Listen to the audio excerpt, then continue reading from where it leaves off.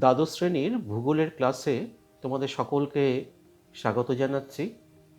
আমার স্নেহের ছাত্ররা, আশা করি তোমরা সবাই ভালো আছো।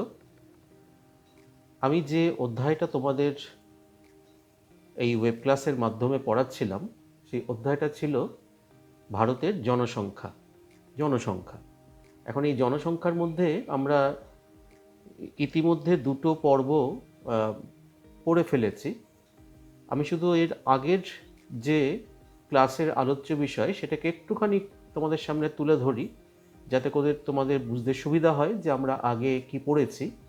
আমরা আগের দিন যেটা পড়েছিলাম সেটা হচ্ছে যে জনঘনত্বের পরিপ্রেক্ষিতে কয়েকটি বিশেষ কনসেপ্ট, যার মধ্যে সবথেকে উল্লেখযোগ্য ছিল মানুষ জমি অনুপাত এবং কাম্য জনসংখ্যা বা আদর্শ জনসংখ্যা।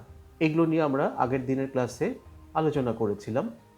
আজকে আমরা যেটা পড়তে চলেছি সেটা হচ্ছে জনসংখ্যা বৃদ্ধি।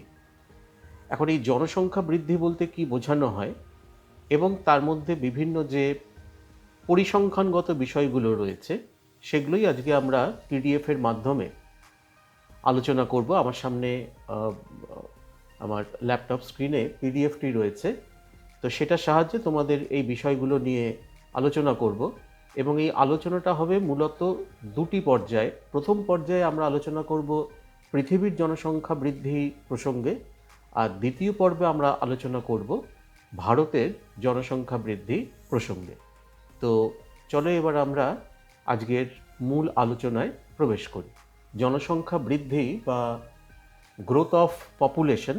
তো আমি এই জনসংখ্যা বৃদ্ধি বা গ্রোথ অফ পপুলেশনের যে বিভিন্ন পর্যায়গুলো রয়েছে সেগুলোকে একটুখানি সংক্ষেপে আলোচনা করে নিয়ে তারপরে যেরকম আমি বললাম যে দুটি পর্যায়ে আলোচনা হবে, একটি হচ্ছে পৃথিবীর নিরিখে আর একটা হচ্ছে শুধু আমাদের ভারতবর্ষের নিরিখে এই জনসংখ্যা বৃদ্ধি বা গ্রোথ অফ পপুলেশন কিভাবে কাজ করছে সেটা আমরা একটুখানি দেখে নেব। বিভিন্ন রকম পরিসংখ্যান এখানে আসবে, যার জন্য আমার সামনে পিডিএফটা রয়েছে। আমি এই পিডিএফের সাহায্যে তোমাদের এই বিষয়টা একটুখানি আলোচনা করি। এখন জনসংখ্যা বৃদ্ধি বলতে যেটা বোঝানো হয় সেটা হচ্ছে যে কোনো একটি নির্দিষ্ট অঞ্চলে বা কোনো একটি দেশে বা সেই দেশের অভ্যন্তরে কোনো একটি অংশে মোট জন্মহার এবং মৃত্যুহার, সেটাও আবার একটা নির্দিষ্ট সময়ের মধ্যে হতে হবে। তো সেই জন্মহার এবং মৃত্যুহারের পার্থক্যের মাধ্যমে আমরা কিন্তু কোনো একটি অঞ্চলের বা কোনো একটি দেশের বা কোনো একটি প্রভিন্স বা প্রদেশের স্বাভাবিক জনসংখ্যা বৃদ্ধি কত সেটা কিন্তু আমরা নির্ণয় করে থাকি। এখন এই জনসংখ্যা বৃদ্ধির বিষয়টা কিন্তু অত্যন্ত গুরুত্বপূর্ণ পপুলেশন জিওগ্রাফিতে। তার কারণ তোমরা সবাই জানো যে কোনো একটি দেশ বা যদি আমরা সমগ্র পৃথিবীর নিরিখেই যদি আলোচনা করি তাহলে সেখানে কিন্তু সম্পদের পরিমাণ এবং সম্পদের যে বন্টন সেটা মোটামুটি কিন্তু স্থির, খুব একটা বেশি তাকে কিন্তু আমরা বদলাতে পারি না। যদিও মানুষের চেতনা, জ্ঞান, বিজ্ঞান, প্রযুক্তিগত উন্নয়ন ইত্যাদির মাধ্যমে আমরা কিন্তু অনেক সম্পদকে আমরা নতুনভাবে এক্সপ্লোর করতে পেরেছি বিগত কয়েকশো বছর ধরে, তাহলেও বলবো যে মোটামুটি কিন্তু এই সম্পদের পরিমাণ স্থির বা তার বন্টনটাও কিন্তু সুনির্দিষ্ট। সুতরাং এই সম্পদের সঙ্গে যেহেতু মানুষের অর্থনৈতিক কার্যকলাপ এবং জীবনযাত্রার মানের একটা ঘনিষ্ঠ সম্পর্ক রয়েছে, তাই এই জনসংখ্যা বৃদ্ধির হার এবং তার গতি প্রকৃতি জানা কিন্তু কোনো একটি দেশ বা কোনো একটি অঞ্চলের কাছে কিন্তু অত্যন্ত প্রয়োজনীয় একটি বিষয়। কারণ দেশে সম্পদ উৎপাদনের পরিমাণ যদি স্থিতিশীল থাকে কিন্তু জনসংখ্যা যদি দ্রুত হারে বৃদ্ধি পায় তাহলে কিন্তু জীবনযাত্রার মান ক্রমাগত হ্রাস পেতে থাকবে। সুতরাং এই বিষয়টাকে বোঝার জন্যই কিন্তু জনসংখ্যা বৃদ্ধি কতটা হচ্ছে সেটা প্রত্যেকটা দেশ বা অঞ্চল তারা কিন্তু মাপতে চায়। বিভিন্ন রকম স্ট্যাটিস্টিক্যাল যে মেথডগুলো রয়েছে সেই স্ট্যাটিস্টিক্যাল মেথডগুলোর সাহায্য নিয়ে কিন্তু এই কাজটা বিভিন্ন দেশ করে থাকে।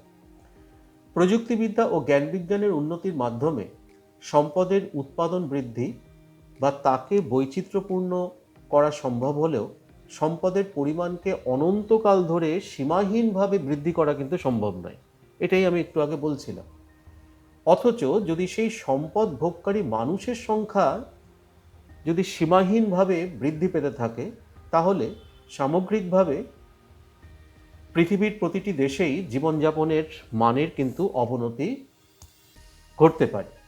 এজন্যই কিন্তু জনসংখ্যা বৃদ্ধির গতি প্রকৃতি ভালোভাবে জেনে নেওয়া দরকার, এবং এই কারণেই কিন্তু এই বিষয়টি জনসংখ্যা ভূগোল বা পপুলেশন জিওগ্রাফির মধ্যে কিন্তু অত্যন্ত গুরুত্বপূর্ণ একটি বিষয়।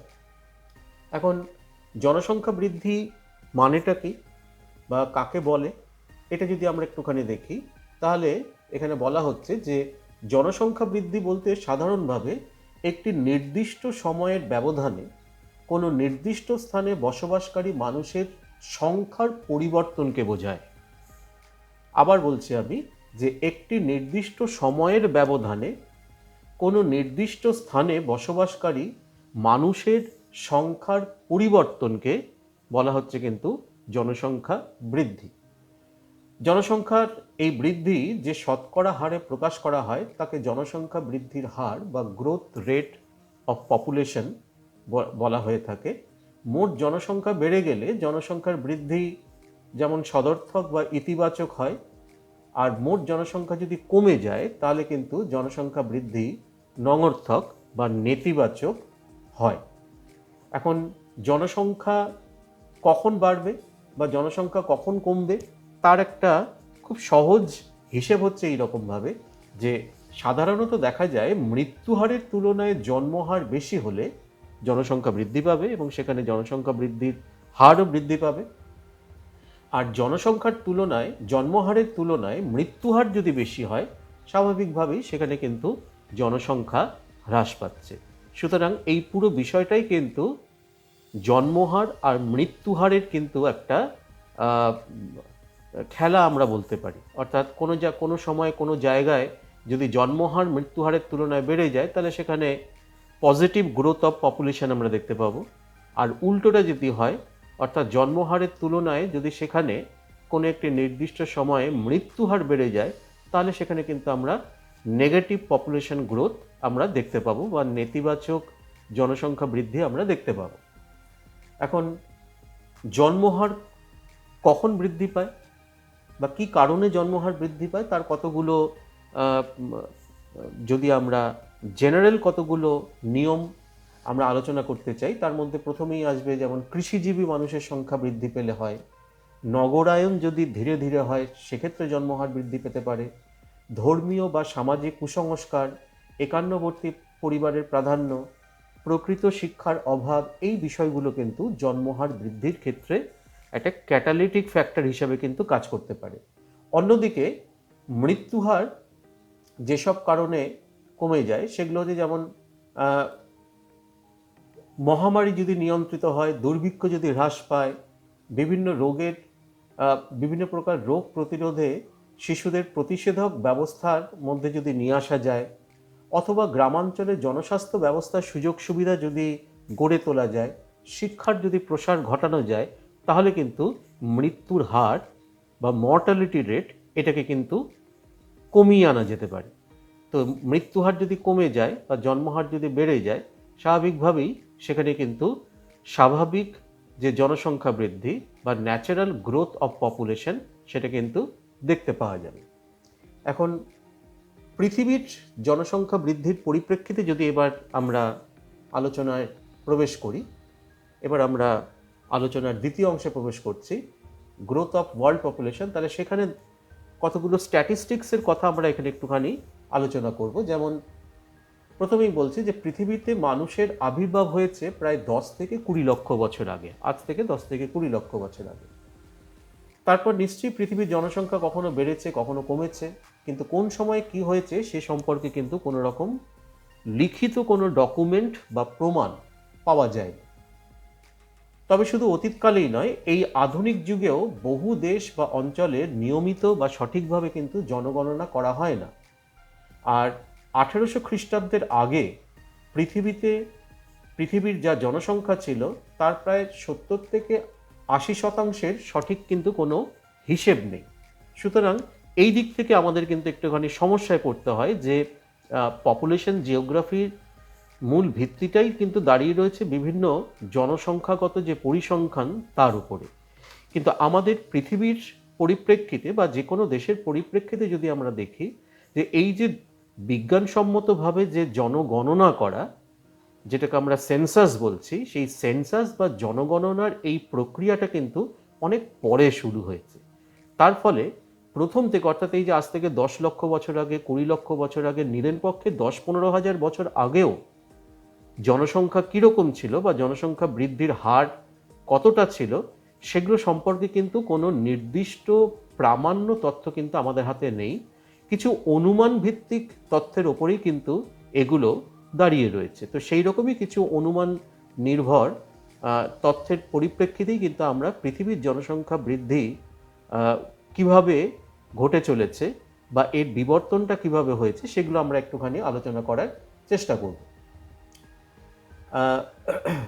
এখানে দেখো বলা হচ্ছে যে প্রাচীনকাল এবং পরবর্তী সময়ে যেসব তথ্যগুলো সংগৃহীত হয়েছে তার উপর ভিত্তি করে জনবিজ্ঞানীরা অতীতের জনসংখ্যা বা তার বৃদ্ধির গতি প্রকৃতি সম্পর্কে যেসব অনুমান করেছেন, এটাকে আমরা এক কথায় বলে থাকি পপুলেশন প্রজেকশন।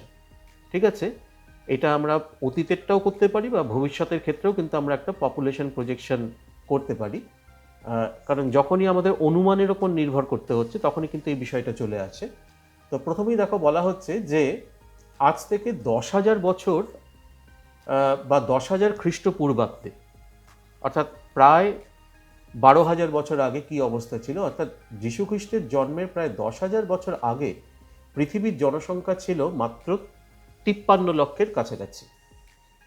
সেটি 6,000 খ্রিস্টপূর্বাব্দে বৃদ্ধি পেয়ে দাঁড়ালো প্রায় 8,65,00,000-তে।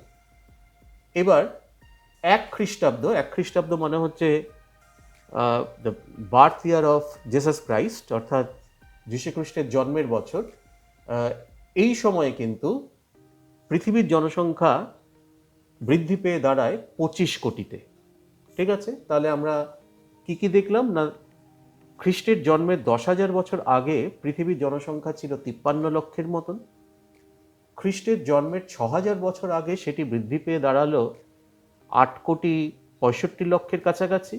এবং এক খ্রিস্টাব্দে, অর্থাৎ খ্রিস্টের জন্মের 1 বছর পরে, সেখানে কিন্তু দেখা গেল যে জনসংখ্যা তখন পৃথিবীতে 25 কোটি। এরপর আমরা সরাসরি চলে যাচ্ছি একদম 1650 কোটিতে। তার কারণ মাঝখানের এই যে 1650 কোটি, এই 1650 বছর, তার কিন্তু সেরকমভাবে কোনো লিখিত বা নির্দিষ্ট কোনো তথ্য কিন্তু আমাদের কাছে নেই। যা আছে সমস্তটাই কিন্তু অনুমান নির্ভর। এমনকি এই যে 10,000 বছর আগে বা এক খ্রিস্টাব্দে এই যে পরিসংখ্যানগুলো, এগুলোও কিন্তু অনুমান নির্ভর। এবার আমরা চলে আসছে একদম 1650 খ্রিস্টাব্দে কি হয়েছে।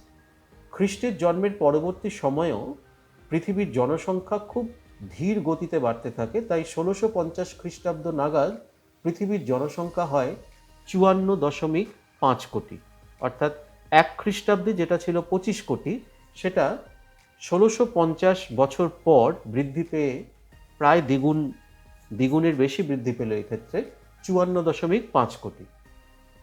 এরপরেই দেখবে যে বৃদ্ধির হার কতটা দ্রুত হচ্ছে।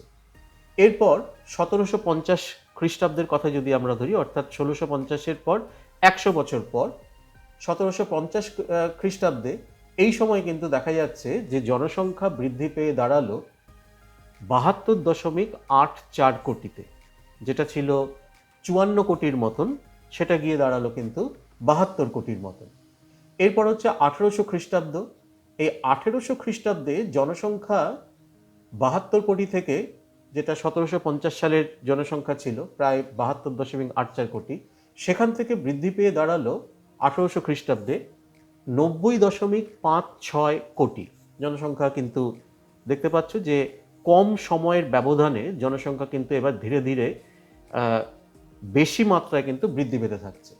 এরপরে আমরা একদম চলে যাচ্ছি এর ঠিক 50 বছরের পর 1850 খ্রিস্টাব্দে। এই সময় কিন্তু জনসংখ্যা বৃদ্ধি পেয়ে হয় এই প্রথম কিন্তু 100 কোটির গণ্ডি পেরোলো পৃথিবীর জনসংখ্যা, সেটি হয় 117.10 কোটি। 50 বছর আগেও কিন্তু সেটি ছিল 90 কোটির মতন, 90.56 কোটি।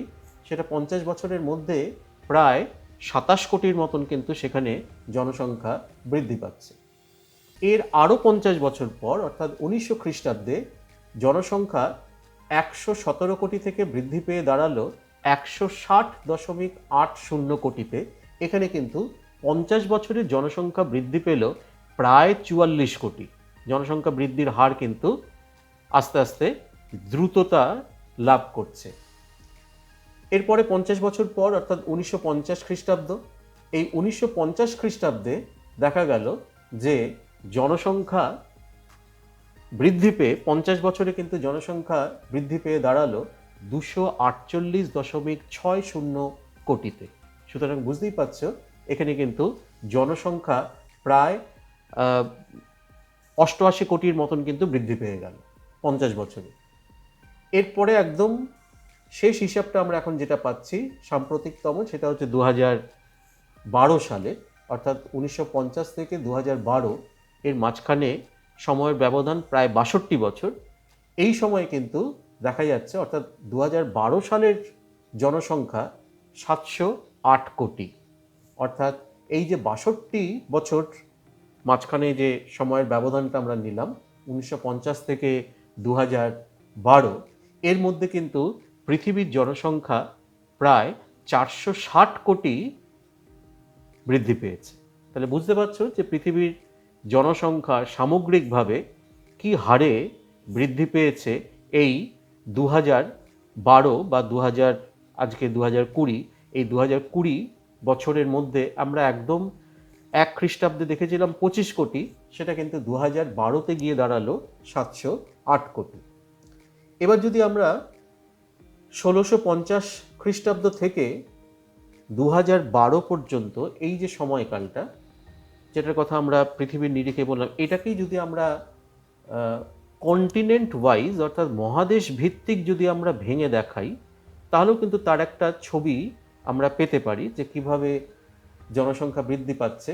আমি এখানে একটা তালিকা রয়েছে, সেই তালিকাটা আমি পুরোটা পড়ছি না, আমি শুধু আমাদের এশিয়া মহাদেশের পরিসংখ্যানটা এখানে একটুখানি তোমাদের সামনে রাখছি। তাহলেই তোমরা বুঝতে পারবে যে কিভাবে জনসংখ্যা বৃদ্ধি এই সময়কালের মধ্যে অর্থাৎ 1650 থেকে 2012 সাল এই সময়ের মধ্যে কিভাবে বৃদ্ধি পেয়েছে। 1650-এ এশিয়ার জনসংখ্যা ছিল 33 কোটি। 1750 সালে এশিয়ার জনসংখ্যা হয় প্রায় 48 কোটি। তার 50 বছর পর অর্থাৎ 1800 সালে জনসংখ্যা বৃদ্ধি পেয়ে দাঁড়ায় 60 কোটিতে, 60.20 কোটি। এর ঠিক 50 বছর পর অর্থাৎ 1850 সাল, সেই সময় কিন্তু জনসংখ্যা বৃদ্ধি পেয়ে দাঁড়ায় প্রায় 75 কোটি। এর 50 বছর পর অর্থাৎ 1900 সালে 75 কোটিটা বৃদ্ধি পেয়ে গিয়ে দাঁড়ায় প্রায় 94 কোটিতে, টু বি প্রিসাইজ 93.70 কোটি বা প্রায় 94 কোটি। এর 50 বছর পর অর্থাৎ 1950 সালে এশিয়ার জনসংখ্যা বৃদ্ধি পেয়ে দাঁড়ায় প্রায় 131 কোটিতে। তারপরে আমরা চলে যাচ্ছি 2000 সালে। 2000 সালে দেখা যাচ্ছে যে জনসংখ্যা 412 কোটির মতন, এবং 2012-তে এই জনসংখ্যা 425 কোটির মতন। আমরা যদি পৃথিবীর আরও দু একটা মহাদেশের যদি আমরা এখানে উদাহরণ নিই, যে সমস্ত মহাদেশে জনসংখ্যা কম বা জনসংখ্যা বৃদ্ধির হার কম, যার মধ্যে অত্যন্ত উল্লেখযোগ্য হচ্ছে উত্তর আমেরিকা। উত্তর আমেরিকা এই সময়ের মধ্যে কিন্তু জনসংখ্যা বৃদ্ধি পেয়েছে, অবশ্যই বৃদ্ধি পেয়েছে, কিন্তু আমরা যদি সারা পৃথিবীর বা এশিয়ার জনসংখ্যার নিরিখে যদি দেখি, তাহলে কিন্তু উত্তর আমেরিকার জনসংখ্যা কিন্তু অত্যন্ত কম। 1650 খ্রিস্টাব্দে উত্তর আমেরিকার জনসংখ্যা ছিল 0.10 কোটি, যেটা 2012 সালে এই যে বছরগুলোর কথা আমরা বললাম, অর্থাৎ ১৬৫০, ১৭৫০, ১৮০০, ১৮৫০, ১৯০০, এরকম ধাপে ধাপে বৃদ্ধি পেয়ে ২০৩২ সালে সেটা গিয়ে দাঁড়িয়েছে মাত্র ৩৫.24 কোটি জনসংখ্যায়। ওশিয়ানিয়া এরকম একটি মহাদেশ, যেখানে ২০১২ সালে কিন্তু জনসংখ্যা মাত্র ৩.৭৭ কোটি, এবং এশিয়া মহাদেশের পরেই যে মহাদেশের স্থান জনসংখ্যার পরিপ্রেক্ষিতে সেটি হচ্ছে কিন্তু আফ্রিকা মহাদেশ, যেখানে ২০১২ সালে জনসংখ্যা ছিল ১০৮.৩৫ কোটি। তো এই হচ্ছে সামগ্রিকভাবে পৃথিবীর জনসংখ্যার বা জনবন্টনের একটি হিসেব, যেটা আমি সামগ্রিক পৃথিবীর পরিপ্রেক্ষিতে নির্দিষ্ট কতগুলো শতক বা দশক ধরে বললাম, এবং নির্দিষ্ট কয়েকটি মহাদেশের পরিপ্রেক্ষিতেও কিন্তু তোমাদের এখানে আমি রাখলাম আলোচনার জন্য। এরপর আমরা চলে যাচ্ছি যে পৃথিবীর জনসংখ্যা বৃদ্ধির শতকরা হার কীরকমভাবে বৃদ্ধি পেয়েছে, এটাও কিন্তু খুব ইন্টারেস্টিং। এখানে কিন্তু আমরা মহাদেশ ভিত্তিক আলোচনা না করে এখানে কিন্তু সামগ্রিক পৃথিবীর জনসংখ্যার পরিপ্রেক্ষিতে আমরা জনসংখ্যা বৃদ্ধির হার, শতকরা হার কীরকম হয়েছে সেটা আমরা দেখি, তাহলে ১৬৫১ সাল থেকে যদি আমরা আলোচনাটাকে শুরু করি, তাহলে ১৬৫১ থেকে ১৭৫০ সময়টা হচ্ছে ১০০ বছর। এই সময় কিন্তু জনসংখ্যা বৃদ্ধি পেয়েছে প্রায় 34% এই ১০০ বছরে।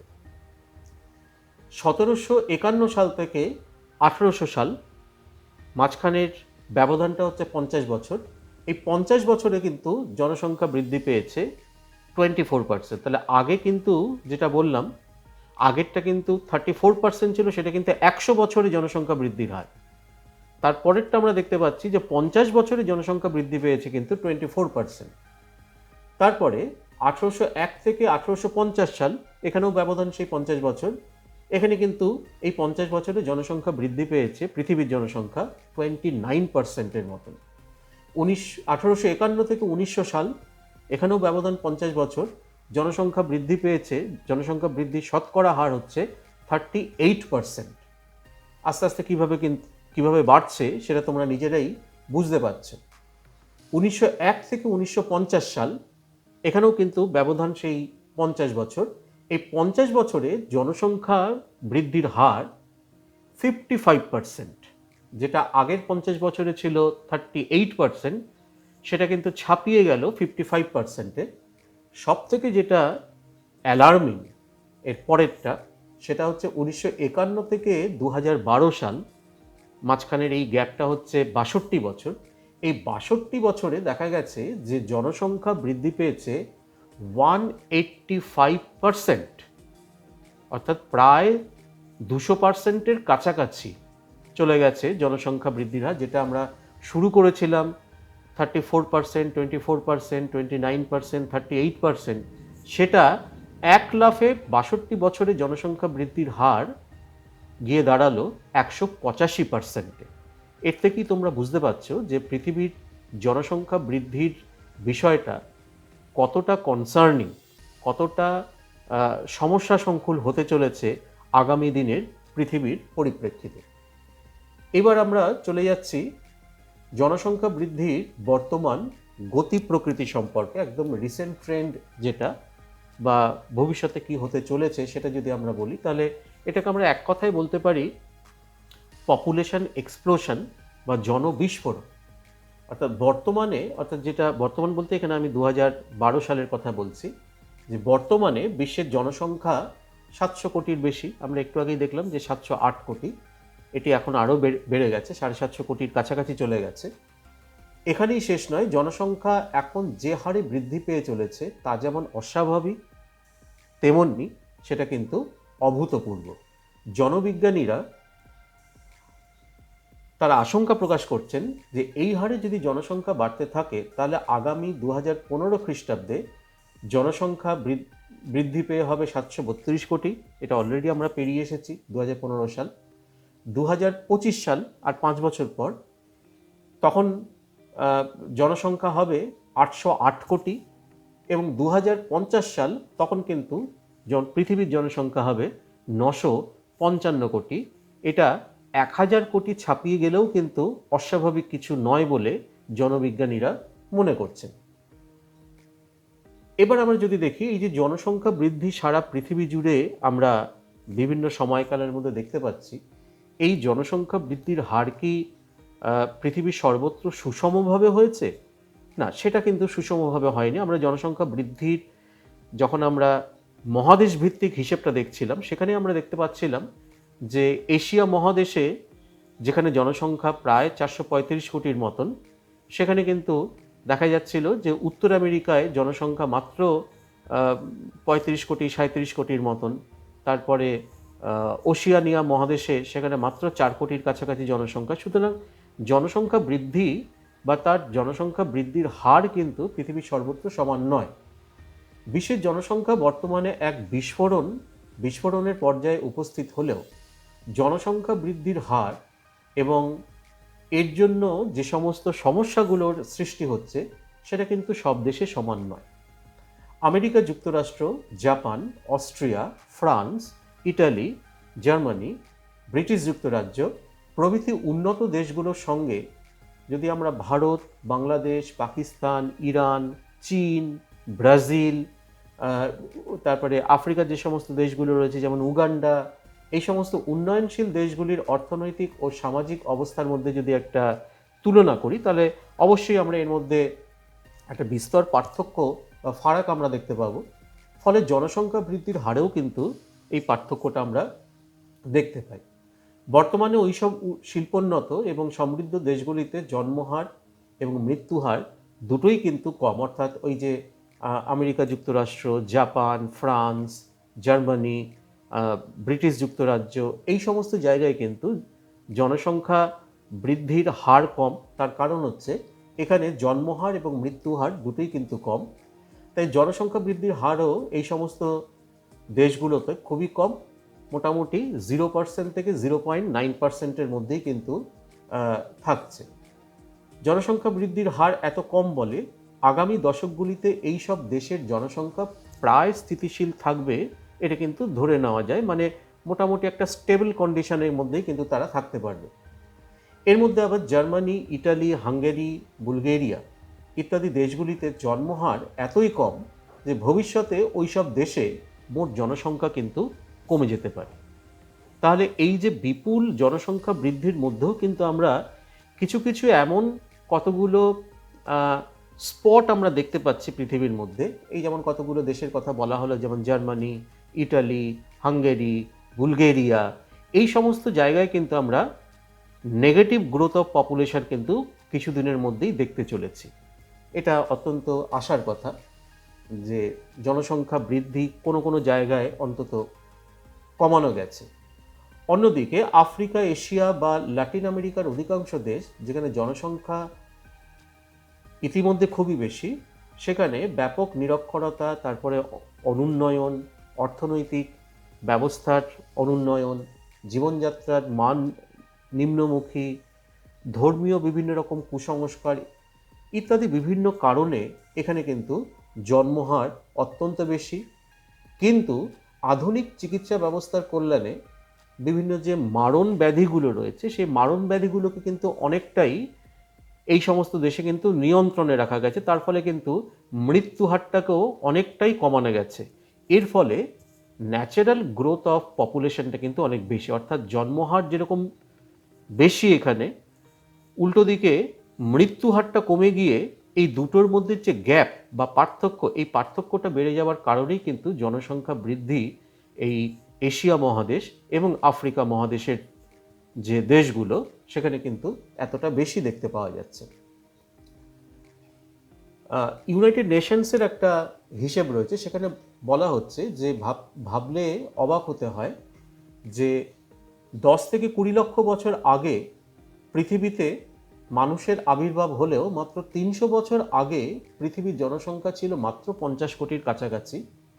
শুধু তাই নয়, 100 বছর আগেও যা ছিল মাত্র 150 কোটি মতন, জনবিস্ফোরণের পরিণতিতে সেই জনসংখ্যা এখন কিন্তু 700 কোটি অতিক্রম করেছে। এবং ইউনাইটেড নেশন বা সম্মিলিত জাতিপুঞ্জের একটি আগাম যে হিসেব, তো সেই হিসেবে যেটার কথা আমরা একটু আগেই বলেছি যে 2025 সাল নাগাদ এই জনসংখ্যা কিন্তু 808 কোটি এবং 2050 সাল নাগাদ এই জনসংখ্যা 955 কোটি ছুঁতে চলেছে বলে অনুমান করা হচ্ছে। তো এই হচ্ছে জনসংখ্যা বৃদ্ধির পৃথিবীর পরিপ্রেক্ষিতে আলোচনা। এরপরে আমরা যে আলোচনায় প্রবেশ করব সেটা কিন্তু আমাদের ভারতের পরিপ্রেক্ষিতে। তাহলে এবার আমরা শুরু করব আমাদের আজকের ক্লাসের দ্বিতীয় অংশ, ভার্চুয়াল ক্লাসের দ্বিতীয় অংশ। সেটা হচ্ছে ভারতের জনসংখ্যা বৃদ্ধি বা ভারতের জনসংখ্যা বৃদ্ধির হার কীরকম সেটা নিয়ে। এর আগে আমরা দেখলাম যে পৃথিবীর জনসংখ্যা বৃদ্ধির বিষয়টা নিয়ে কিভাবে আলোচনা করা হয়েছে বা জনসংখ্যাবিদ যারা রয়েছেন তারা কিভাবে তাদের আশঙ্কা প্রকাশ করছেন যে কিছুদিনের মধ্যেই আমাদের পৃথিবীর জনসংখ্যা প্রায় 1000 কোটি অতিক্রম করতে চলেছে। তো তার নিরিখে এবার আমরা একটুখানি ভারতের জনসংখ্যা বৃদ্ধি নিয়ে একটুখানি আলোচনা করি। তাহলে আমরা ভারতের পরিপ্রেক্ষিতে এই সমস্যাটা কোন জায়গায় দাঁড়িয়ে রয়েছে সেটা নিয়েও কিন্তু কিছুটা ওয়াকিবহাল থাকতে পারবো। এখন ভারতের ক্ষেত্রে বলা হচ্ছে যে ভারতে বিজ্ঞানসম্মতভাবে প্রথম জনগণনা হয় 1872 সালে। তার আগে ভারতে জনসংখ্যা কত ছিল এই সম্পর্কে কিন্তু সঠিক কোনো তথ্য না থাকলেও মোটামুটি যেভাবে ওই অনুমানের ভিত্তিতে আমরা পৃথিবীর জনসংখ্যার ক্ষেত্রেও একটা প্রজেকশন আমরা করেছিলাম যে 10,000 খ্রিস্টপূর্বাব্দ বা 6,000 খ্রিস্টপূর্বাব্দ বা 1 খ্রিস্টাব্দে জনসংখ্যা কত ছিল, ঠিক সেরকমভাবে কিছুটা অনুমানের ওপর নির্ভর করে আমরা 1600 খ্রিস্টাব্দে ভারতের জনসংখ্যা কত ছিল তার একটা হিসেব মোটামুটি পেয়েছি। সেটা বলা হচ্ছে যে 10 কোটি। ঠিক আছে, অর্থাৎ আজ থেকে মোটামুটি 400 বছর ধরো, 420 বছর আগে ভারতের জনসংখ্যা ছিল 10 কোটির মতন। এটা কিন্তু অনুমান নির্ভর।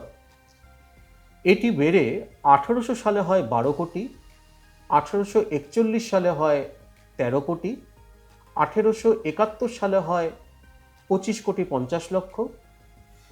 বর্তমানে ভারতের জনসংখ্যা যেভাবে বেড়ে চলেছে তার সঙ্গে তুলনা করলে বলা যায় যে 1872 সালে আগে এখানকার জনসংখ্যা বৃদ্ধির হার ছিল কিন্তু পরিমিত, অর্থাৎ খুব একটা বেশিও নয়, আবার একদম যে কম তাও নয়, কিন্তু মোটামুটি সেটা একটা বাঁধনের মধ্যে ছিল। একটু আগে আমরা বললাম যে 1901 সালে আগে ভারতে কিন্তু 3 বার জনগণনা করা হয়। তার মধ্যে প্রথমটা হচ্ছে 1872 সালে, যার জন্য আমরা একটু আগে বললাম যে বিজ্ঞানসম্মতভাবে 1872 সাল থেকে জনগণনার কাজটা শুরু হলো। 1872, 1881 এবং 1891 এই 3টে সালে কিন্তু জনগণনা হয়েছিল, কিন্তু এই 3 বারের জনগণনাতেই কিছু ভুল ত্রুটি বা ত্রুটি বিচ্যুতি কিন্তু ছিল। তাই বিজ্ঞানসম্মতভাবে প্রথম যদি জনগণনার কথা আমরা বলি ভারতের পরিপ্রেক্ষিতে, তাহলে সেটা হবে কিন্তু 1901 থেকে, অর্থাৎ 1901 সাল থেকে শুরু করে সর্বশেষ জনগণনা হয়েছে 2011 সালে। তো প্রতি 10 বছর অন্তর এখনো পর্যন্ত এইরকম 12টা সেন্সাস আমাদের ভারতবর্ষে হয়েছে। 1901 সাল থেকে 2011 পর্যন্ত। সামনের বছর আবার একটা জনগণনার বছর উপস্থিত হচ্ছে। তো এর মধ্যে কখনো দেখা গেছে যে দেশের জনসংখ্যা বেড়েছে অত্যন্ত দ্রুত হারে, আবার কখনো ধীর গতিতে। বিভিন্ন সময়ে এই প্রবণতা বিশ্লেষণ করে ভারতের জনসংখ্যা বৃদ্ধির এই ইতিহাসকে 4টে পর্যায়ে ভাগ করে জনবিজ্ঞানীরা কিন্তু আলোচনা করে।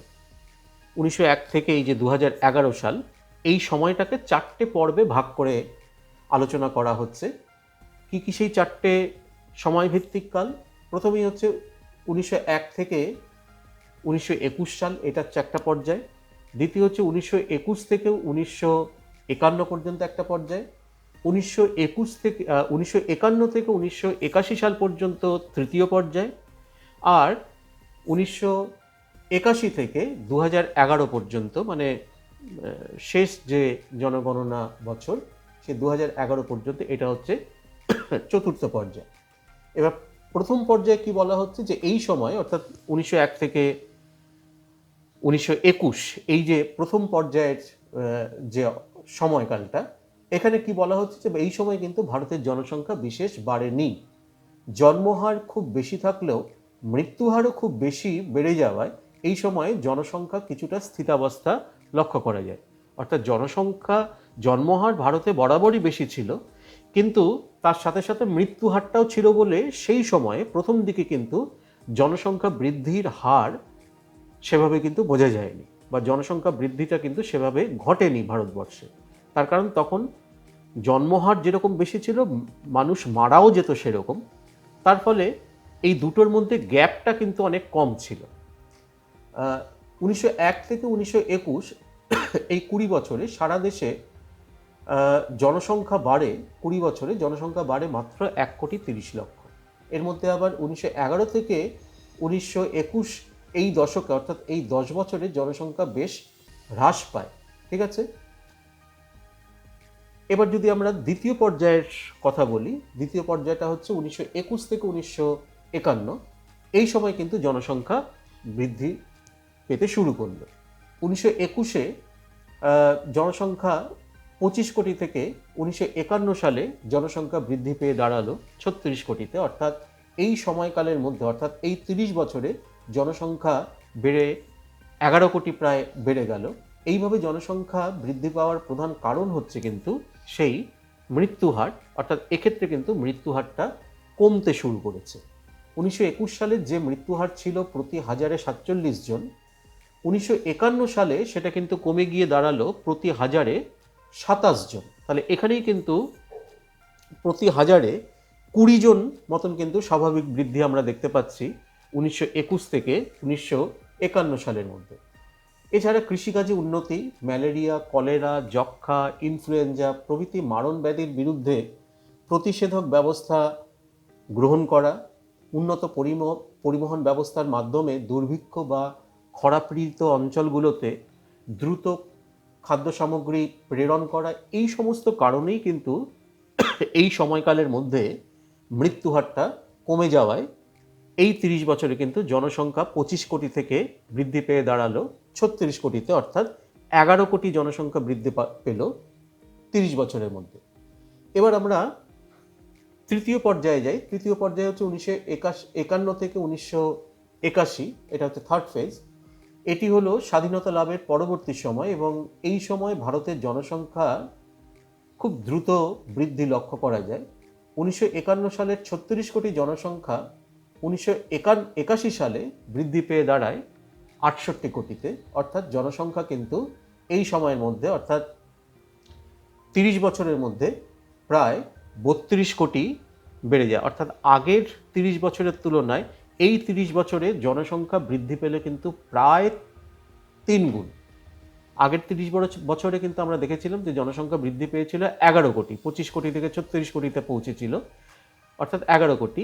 এখানে কিন্তু আমরা দেখলাম যে জনসংখ্যা 32 কোটি থেকে 36 কোটি থেকে 68 কোটিতে পৌঁছালো, অর্থাৎ প্রায় 32 কোটি জনসংখ্যা বৃদ্ধি পেল এই 3 বছরে। কারণগুলো কি না, কৃষিজ ফসল উৎপাদনের বৈপ্লবিক উন্নতি, সবুজ বিপ্লবের কথা তোমরা নিশ্চয়ই পড়েছ, সেই সবুজ বিপ্লবের কথা বলা হচ্ছে। পরিবহন ব্যবস্থার ব্যাপক বিকাশ, নতুন নতুন শিল্প ও শহর গড়ে ওঠায় জীবনযাত্রার মানের উন্নতি, জনস্বাস্থ্য সংক্রান্ত বিভিন্ন কর্মসূচি গ্রহণ প্রভৃতি বিভিন্ন কারণে জন্মহার এর তুলনায় মৃত্যুহার কিন্তু দ্রুত হ্রাস পেতে থাকে। এছাড়া আরেকটা ঐতিহাসিক কারণও ছিল, সেটা হচ্ছে তৎকালীন পশ্চিম ও পূর্ব পাকিস্তান থেকে বিপুল সংখ্যায় উদ্বাস্তু আগমন, এটাও কিন্তু এই সময়কালে জনসংখ্যা বৃদ্ধির একটা অন্যতম কারণ। এরপরে হচ্ছে চতুর্থ পর্যায়ে 1981 থেকে 2011 সাল, প্রায় 40 বছরের গ্যাপ এটা। দেশের অধিকাংশ অঞ্চলেই 1981 সালের পর থেকে জন্মহার এবং মৃত্যুহার উভয়ই কমতে থাকে। এর ফলে জনসংখ্যা বৃদ্ধির হারও এই সময় কিন্তু কমে যায়। 1981 থেকে 1991 এই দশকটিতে দেশের জনসংখ্যা বৃদ্ধির হার কমে হয় 23.87%। 1991 থেকে 2001 বা 2001 থেকে 2011 এই সময় কিন্তু জনসংখ্যা বৃদ্ধির হার এই প্রায় 24% থেকে আরও কমে গিয়ে দাঁড়ায় 21% এবং প্রায় 17% যথাক্রমে। ভারত সরকারের পরিবার পরিকল্পনা কর্মসূচি ছোট পরিবার সম্পর্কে ক্রমশ মানুষের মধ্যে একটা সচেতনতা বৃদ্ধি করা, মেয়েদের বেশি বয়সে বিবাহ দেওয়ার যে প্রক্রিয়া সেটা আলটিমেটলি কার্যকরী হওয়া এই সময়ের মধ্যে, তাছাড়া দ্রুত নগরায়ন ইত্যাদি বিভিন্ন কারণে কিন্তু আস্তে আস্তে মানুষের মধ্যে কিন্তু একটা সচেতনতার বাতাবরণ তৈরি হয় এবং এটাই কিন্তু এই সময় দেখা যাচ্ছে যে জনসংখ্যা বৃদ্ধি হ্রাসের অন্যতম প্রধান কারণ। এখানে এই পরিসংখ্যানের মাধ্যমে এটা 1901 থেকে 2011 পর্যন্ত বিভিন্ন সময়, অর্থাৎ এই যে 12টা সেন্সাস হয়েছে, 12টা সেন্সাসে জনসংখ্যা বৃদ্ধি কতটা, যে প্রথম দিকে কিন্তু জনসংখ্যা বৃদ্ধি কম হতো 10 বছরে 5.75%, 1911 থেকে 1921-এর মধ্যে আবার জনসংখ্যা বৃদ্ধিটা নেগেটিভ হয়ে গেছিল -0.31%। তারপর থেকে কিন্তু ছিল 11%, 14%, 13%, 21, 24 এবং এটা ম্যাক্সিমাম ছিল ওই 1961 থেকে 1971-এর মধ্যে, সেটা হচ্ছে 24.80%। তারপর থেকে কিন্তু আস্তে আস্তে ধীরে ধীরে 1971-এর পর থেকে 1981-তে এটা কমে গিয়ে দাঁড়ালো 24.66%, 1991-তে এটা আরও কমে গিয়ে দাঁড়ালো 23.87%, 2001 সালে এটা আরও কমে গিয়ে দাঁড়ালো 21.54% এবং 2011-তে এটি এখনো পর্যন্ত যা দাঁড়িয়েছে সেটি হচ্ছে কিন্তু 17.64%। সুতরাং মোট জনসংখ্যা হয়তো বাড়ছে, অবভিয়াসলি প্রতি বছরই বাড়ছে, কিন্তু জনসংখ্যা বৃদ্ধির হার, শতাংশের বিচারে জনসংখ্যা বৃদ্ধির হার বিগত 10 বছরের তুলনায় যদি আমরা তুলনা করি তাহলে কিন্তু সেটা ধীরে ধীরে কমছে। এটা একটা আশার কথা আমাদের ভারতবর্ষের পরিপ্রেক্ষিতে।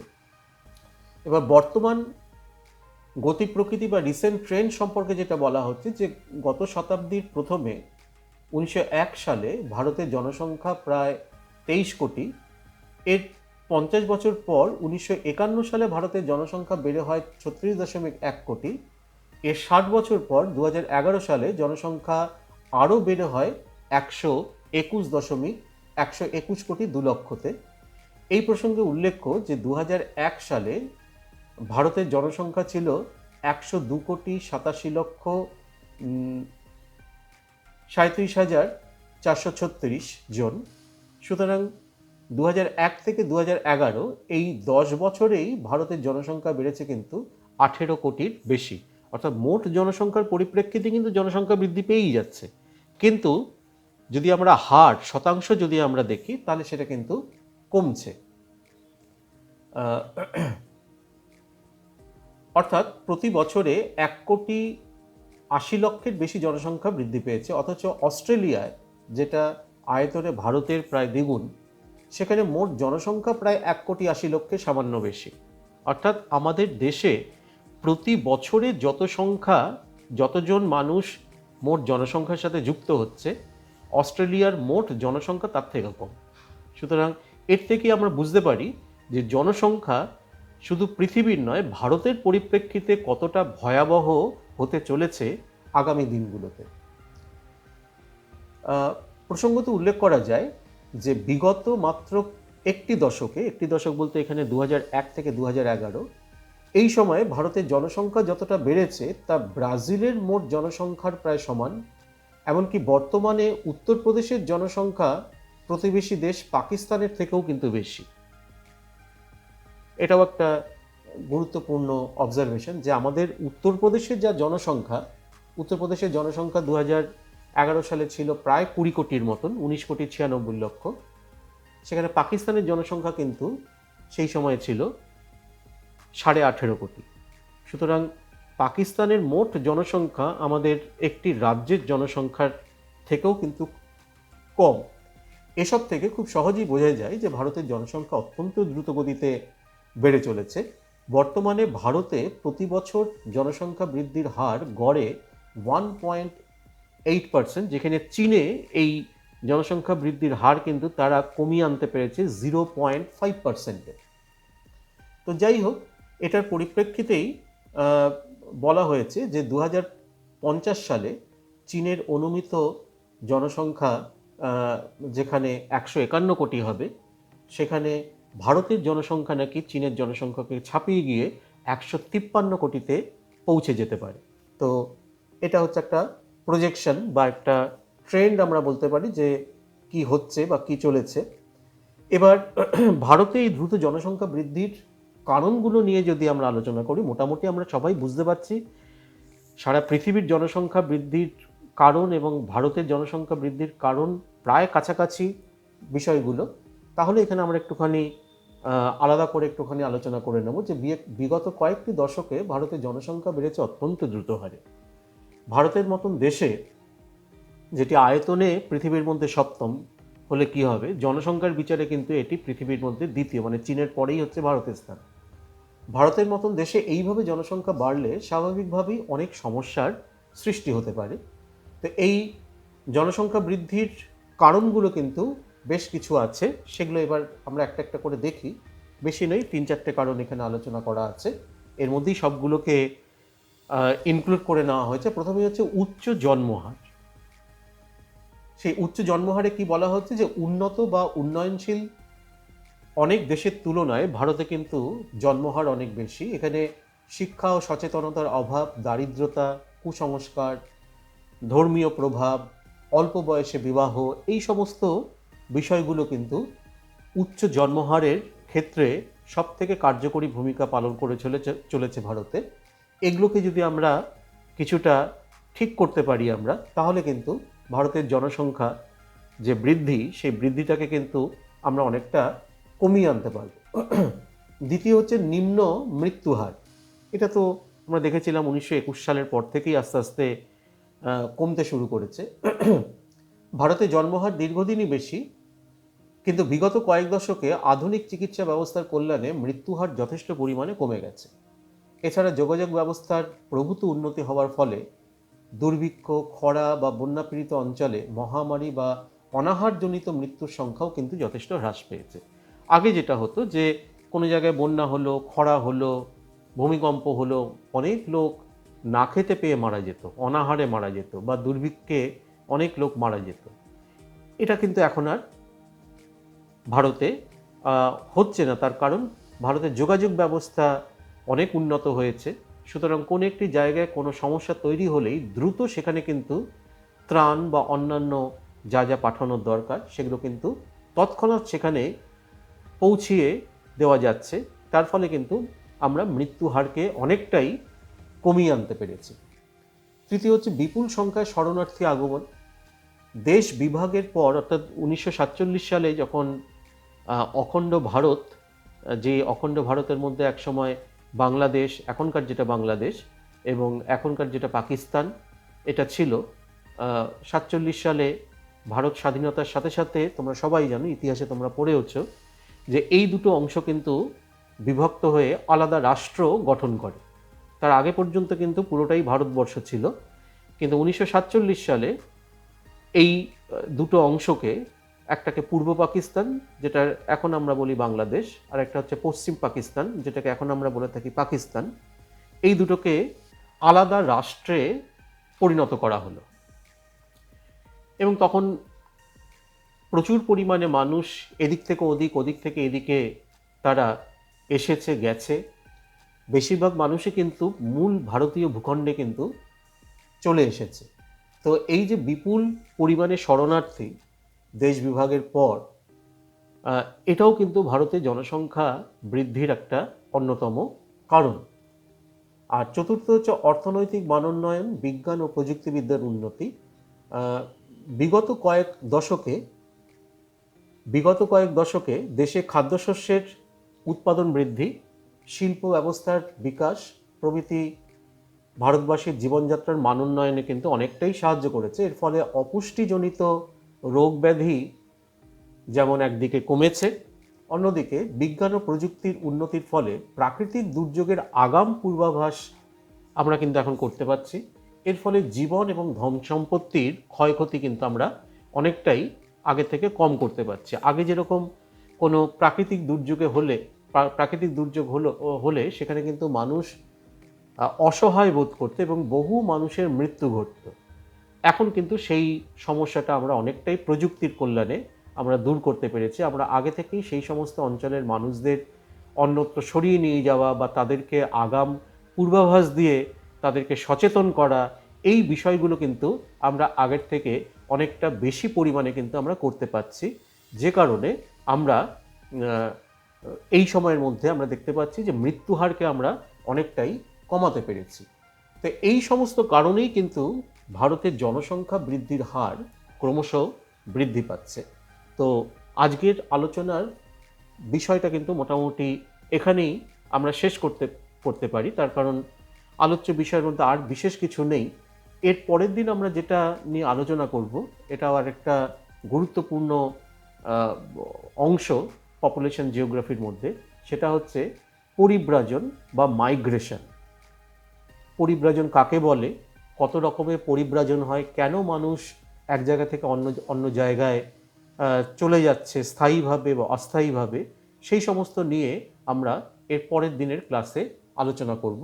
আর আজকের ক্লাসের পরে, অর্থাৎ এই চ্যাপ্টারটা শেষ হয়ে গেলে পুরো এই যে পিডিএফটা, যে বইটার যে পিডিএফটা রয়েছে, সেই পিডিএফটাও কিন্তু আমি লিঙ্ক হিসাবে আমি সেই ভিডিওর ডেসক্রিপশন বক্সের মধ্যে তোমরা পেয়ে যাবে। ঠিক আছে, তাহলে আজকে এই অবধি থাকছে। আবার পরের দিন আরেকটি ক্লাসে তোমাদের সাথে আবার আমার দেখা হবে।